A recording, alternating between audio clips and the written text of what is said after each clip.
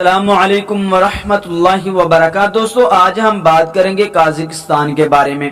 Kazakhstan وسط Asia کا ایک ملک ہے۔ ملک کا سرکاری نام جمہوریہ قازقستان ہے اور یہ باللحاظ رقبہ دنیا کا 9واں سب سے بڑا ملک ہے۔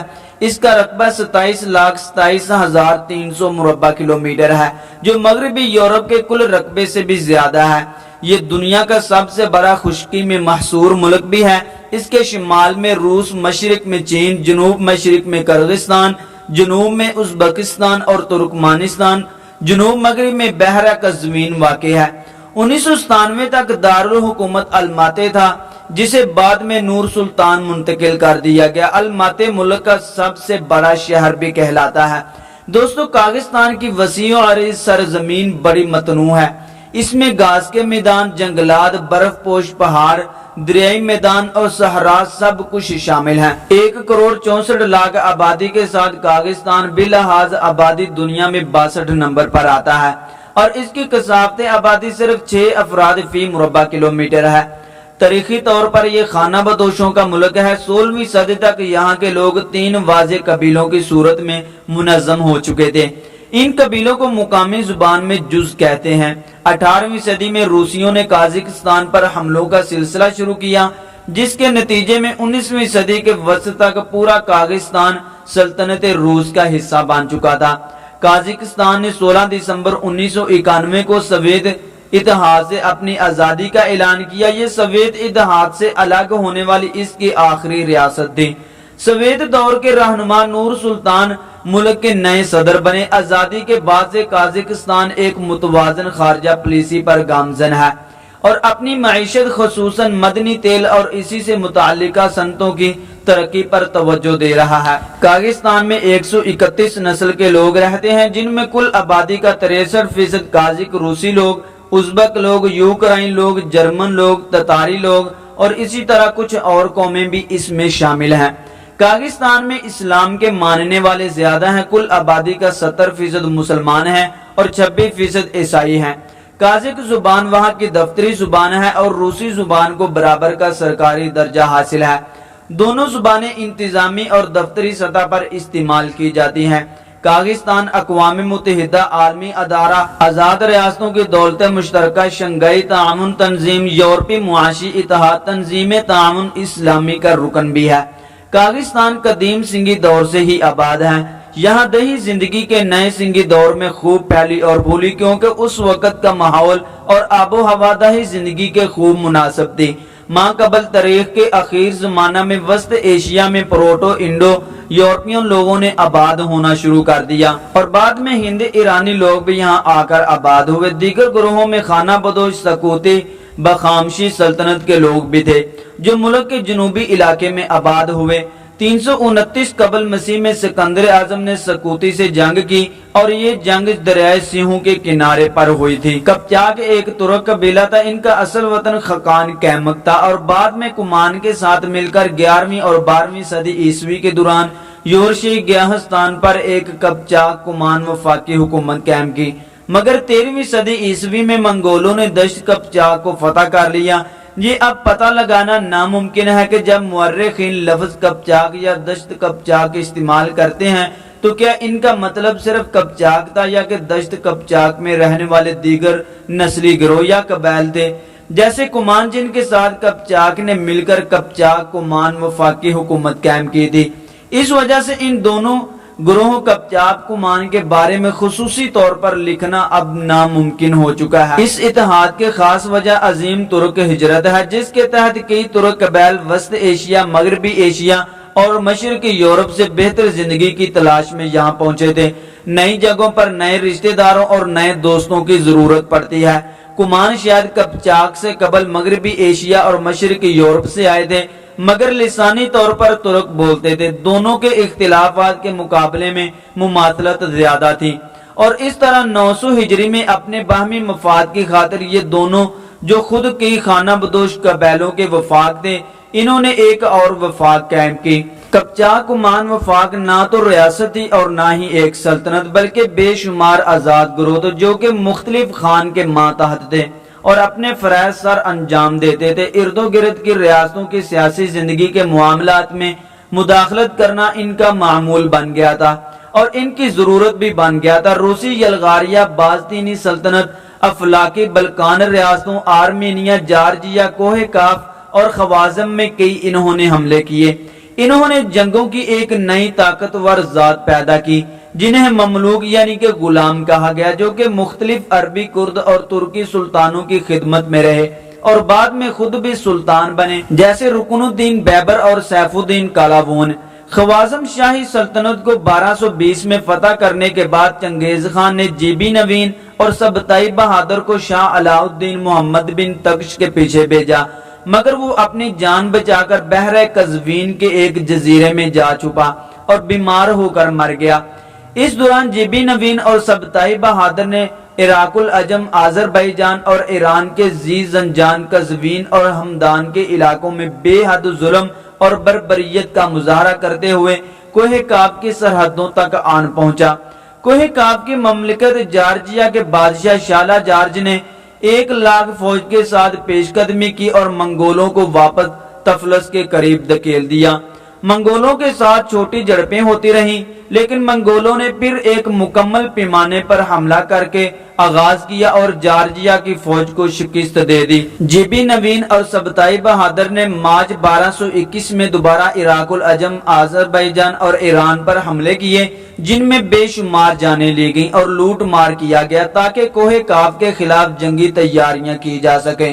منگولوں نے پھر فوراً مملکت جارجیا پر حملہ کیا، جس میں بادشاہ شالا جارج نہ صرف ہار گیا بلکہ بری طرح سے زخمی بھی ہوا اور اپنے زخموں کی تاب نہ لاتے ہوئے مر گیا۔ منگول پھر کوہ کاف میں بذریعہ دربند آگے بڑھتے رہے، باوجود سخت سردی کے، جس میں ان کے بے شمار آدمی بھی مرے۔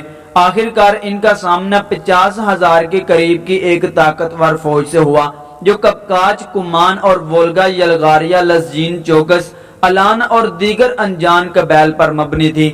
یہ فوج بد نظمی کا شکار تھی۔ کمان کے سربراہ خوتن خان نے اپنے بھائی یوری خان اور بیٹے دانیال خان کو اس فوج کا سپہ سالار مقرر کیا۔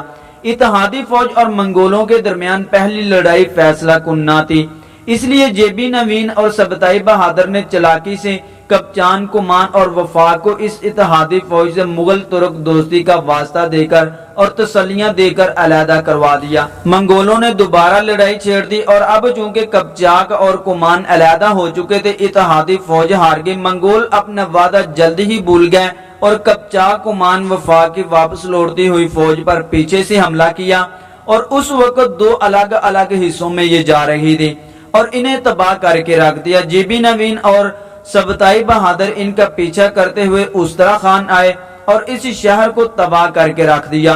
خوتن خان منگولوں کی فتوحات کے آگے نہ ٹک سکا اور اپنی فوج سمیت شکست کھا گیا۔ دوستو، اب ہم بات کرتے ہیں کاغستان کی آزادی کی۔ اسرائیل کچھ عرصے سے وسط ایشیائی ریاستوں کے ساتھ دوستانہ مراسم کے فروغ کے لیے کوششاں ہے۔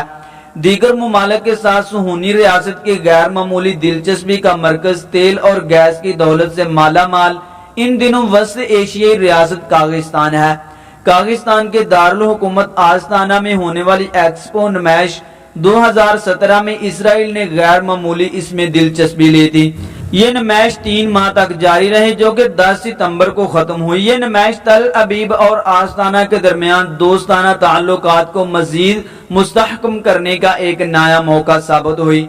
اسرائیل نے نہ صرف اس نمائش میں بھرپور حصہ لیا بلکہ کاغستان کے ساتھ توانائی، قدرتی وسائل، ایگریکلچر کے شعبوں میں باہمی تعاون کے لیے معاہدے بھی کیے۔ کاغستان کے ساتھ صہیونی ریاست کی دوستی کوئی انہونی اور انوکھی بات نہیں۔ وسط ایشیائی ریاستوں کے ساتھ اسرائیل نے تعلقات اس وقت قائم کر لیے تھے جب یہ ریاستیں سوویت یونین سے ٹوٹنے کے بعد 1990 کے اول میں آزاد ہوئی تھی۔ اسرائیل پہلا ملک تھا جس نے ان نو آباد ریاستوں کو تسلیم کیا تھا۔ کاغستان میں اسرائیل کے سفیر مائیکل بروکسی نے گزشتہ برس اخبار آستانہ ٹائمز میں لکھے گئے مضمون میں کہا تھا کہ اسرائیل وسط ایشیائی ریاستوں کو تسلیم کرنے والا پہلا ملک تھا۔ یہ مضمون اسرائیلی وزیر اعظم نیتن یاہو کے 14 دسمبر 2016 سے کیے گئے دورہ کاغستان سے قبل اخبار میں شائع ہوا تھا۔ اسرائیلی سفیر نے دونوں ملکوں کے درمیان تعلقات کی تاریخ پر روشنی ڈالی اور دونوں ملکوں کے مشترکہ مفاد اور پارٹنرشپ اسرائیلی وزیر اعظم کے دورے کے اغراض اور مقاصد اور اسرائیلی کاغستان تعلقات کے اسباب اور محرکات پر بھی روشنی ڈالی تھی۔ کاغستان کے دارالحکومت آستانہ میں کاغی صدر نور سلطان نذر کی موجودگی میں اسرائیلی وزیر اعظم نیتن یاہو نے ایران کی طرف سے درپیش چیلنجز کا ڈٹ کر مقابلہ کرنے کا مطالبہ کیا۔ انہوں نے کہا کہ وسط ایشیا کا پورا خطہ جغرافی اعتبار سے اہمیت کا حامل ہے اور طہران اس خطے کو اپنے مقاصد کے لیے استعمال کر رہا ہے۔ برطانیہ میں وسط ایشیائی ریاست آذربائیجان کے سفیر رفیل نے بھی اپنے ایک مضمون میں لکھا کہ نیتن یاہو وسط ایشیائی ریاستوں کو اپنے ساتھ ملا کر انہیں ایران کے مقابلے کے لیے تیار کر رہے ہیں۔ وسط ایشیائی خطہ ایران، چین اور روس سے متصل ہے اور ان ممالک کے ساتھ بھی وسط ایشیائی ملکوں کے اچھے تعلقات قائم ہیں۔ یہی وجہ ہے کہ ایران کے لیے بھی وسط ایشیائی ریاستوں کی غیر معمولی تصویراتی اہمیت ہے۔ ایران اپنی تنہائی کو کم کرنے کے لیے وسط ایشیائی ممالک کے ساتھ مراسم بڑھا رہا ہے، مگر دوسری طرف ان ممالک کے اسرائیل کے ساتھ روابط طہران اور وسطی ایشیائی ملکوں کے درمیان قریب رکاوٹ ہیں۔ طہران اور وسط ایشیائی ملکوں کے درمیان قربت میں رکاوٹ ہیں۔ اگرچہ وسط ایشیائی ملکوں اور ایران کے درمیان بعض امور میں اختلافات ہیں، مگر ایران اور وسط ایشیا کے درمیان کئی قدریں مشترک بھی ہیں جو انہیں نہ چاہتے ہوئے بھی ایک دوسرے کے قریب کرتی ہیں۔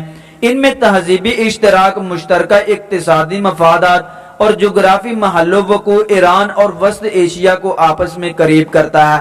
یہی خصوصیات اسرائیل اور وسط ایشیا کے ممالک کے درمیان تعلقات کے فروغ پر منفی اثرات بھی ڈالتے ہیں۔ کاغستان قدرتی وسائل سے مالا مال ملک ہے۔ اس کا شمار تیل پیدا کرنے والے بڑے ممالک کی سرفہرست میں 16ویں نمبر پر اور گیس کے وسائل کے اعتبار سے 30ویں نمبر پر ہوتا ہے۔ کاغستان کے پاس قابل کاشت اراضی کا بہت بڑا علاقہ ہے۔ کاغستان کی کوشش ہے کہ وہ آبپاشی کے نظام کے لیے اسرائیلی ٹیکنالوجی سے استفادہ حاصل کرے۔ اسرائیلی سفیر بھی اس حوالے سے اپنے مضمون میں اشارہ کر چکے ہیں۔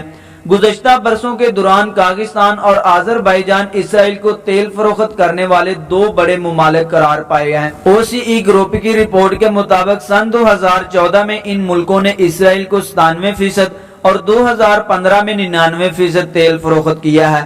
وسط ایشیا کی تمام ریاستیں بالخصوص کاغستان میں غیر معمولی سرمایہ کاری کے غیر معمولی مواقع پائے جاتے ہیں۔ چین نے اس خلا کو پور کرنے کی کوشش کی ہے۔ چین نے سلک روڈ منصوبے کے تحت وسط ایشیائی ریاستوں کی منڈیوں تک اپنی مصنوعات پہنچانے کی کامیاب پالیسی اپنائی ہے۔ چینی کمپنیاں اور حکومت وسط ایشیائی ریاستوں میں سڑکوں، پلوں اور ریلوے لائنوں کی تعمیر میں مصروف ہے۔ ٹرانسپورٹ، ٹیکنالوجی، توانائی، سائنس، سیاحت اور بنیادی ڈھانچے کی تعمیر اور مصنوعات کے بڑے پیمانے پر سیل میں چین گہری دلچسپی لے رہا ہے۔ وسط ایشیائی ریاستوں میں بیشتر اسلامی جمہوری ملک ہیں۔ ان مسلمان ممالک کے ساتھ اسرائیلی ریاست کی قربت کی ایک وجہ مسلم دنیا کے ساتھ تعلقات کے فروغ کی راہ ہموار کرنا ہے۔ آستانہ میں اسرائیلی سفیر بروکسی کے مطابق نیتن یاہو اعتدال پسند مسلمان ممالک کے ساتھ دوستانہ تعلقات کے قیام میں گہری دلچسپی رکھتے ہیں۔ دوستو، آج کی ہماری ویڈیو یہاں تک ہی۔